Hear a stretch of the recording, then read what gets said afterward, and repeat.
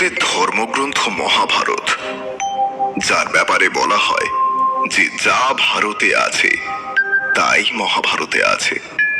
অর্থাৎ মানুষের জীবনে যা কিছু হয় তার সব কিছুই মহাভারতে রয়েছে। আর রয়েছে এই সব কিছুর উত্তরও, কারণ এই মহাভারত থেকেই তৈরি হয়েছে মহান গীতা জ্ঞান, যেখানে এমন সব উপদেশ রয়েছে যা আপনার সব সমস্যার সমাধানের পথ বলে দেয়।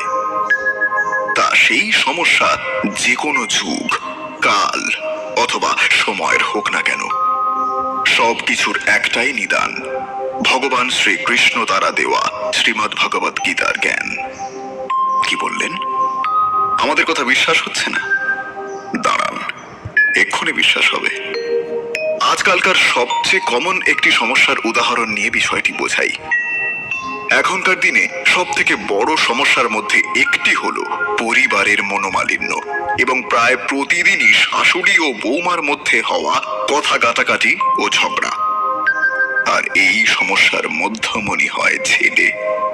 সে যদি মায়ের তরফে কথা বলে তাহলে স্ত্রী রাগ করে, আর যদি স্ত্রীর তরফে কথা বলে তবে মা এবং আত্মীয় স্বজনরা তাকে বউয়ের চাকর প্রমাণ করতে ব্যস্ত হয়ে পড়ে।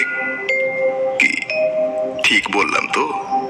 কিন্তু এই সমস্যার সমাধান ভগবান শ্রীকৃষ্ণ গীতার উপদেশে বলে দিয়েছেন। আর বলেছেন ওই ছেলেটির এমন অবস্থায় কি করা উচিত।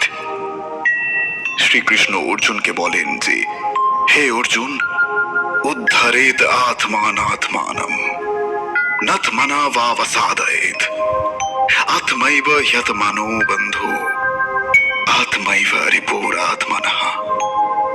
এই শ্লোকেই লুকিয়ে আছে সমাধান, যা আমরা